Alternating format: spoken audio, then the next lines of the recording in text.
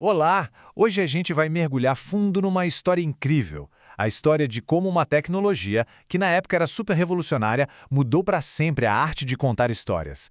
Basicamente, é o momento em que a palavra escrita trombou, sabe? Deu de cara com o mundo da poesia oral.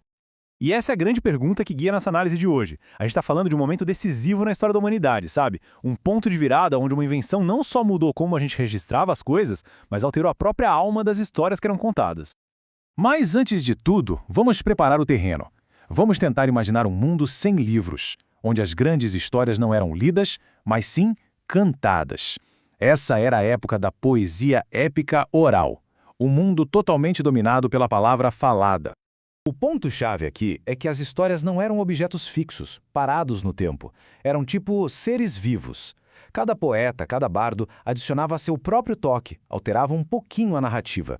Então, não existia uma versão correta da Ilíada ou da Odisseia. O que existia eram inúmeras versões, cada uma única, feita para aquela performance. Isso tornava a experiência uma coisa da comunidade, de todo mundo junto. E então surge algo completamente novo.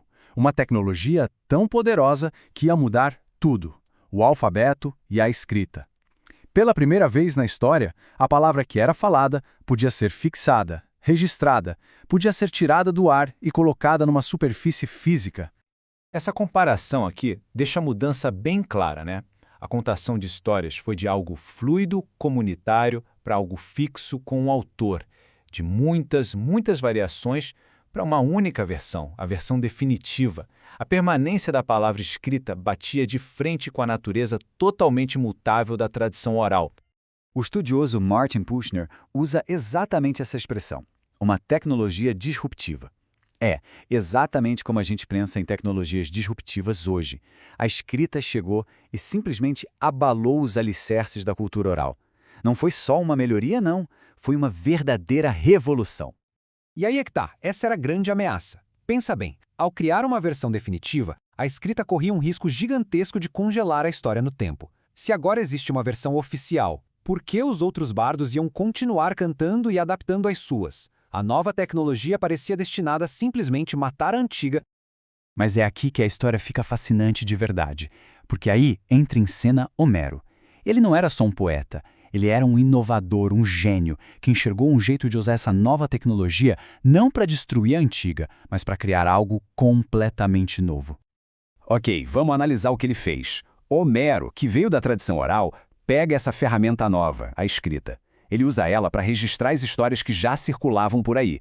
Só que nesse processo ele não está só transcrevendo, ele está criando a sua versão, a que viraria a versão definitiva. Ele basicamente usou a disrupção para preservar a tradição.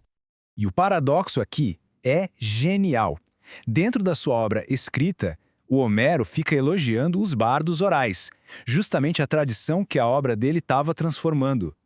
Quer dizer, ele celebra a técnica antiga ao mesmo tempo em que ele está apresentando a nova. E o jeito que ele fez isso, nossa, é brilhante. Ele não só fala sobre os cantores orais, ele vai além. Ele incorpora a própria tradição oral no coração da narrativa dele. Como? Transformando o seu herói, o próprio Odisseu, num contador de histórias. Essa aqui é a jogada de mestre. Durante uma boa parte da Odisseia, não é um narrador que está contando tudo. É o próprio Odisseu atuando como um bardo, cantando as suas próprias aventuras para uma plateia dentro da história. Homero colocou a performance oral dentro do texto escrito. É sensacional. Então a conclusão disso tudo é muito poderosa. A jogada de Homero não matou a contação de histórias oral. Pelo contrário, ao usar a escrita, ele pegou a melhor versão daquela tradição, a dele, e a tornou eterna. Ele a transformou na base da literatura ocidental e garantiu que essas histórias sobrevivessem por milênios. E tudo isso, claro, nos traz de volta para os dias de hoje. A história de Homero é, no fundo, a história de uma mídia transformando a outra. E se a gente olhar ao nosso redor agora, quais são as escritas de hoje? Quais são as tecnologias disruptivas que estão, nesse exato momento, reinventando o jeito que a gente conta e consome histórias? Fica aí a provocação para a gente pensar.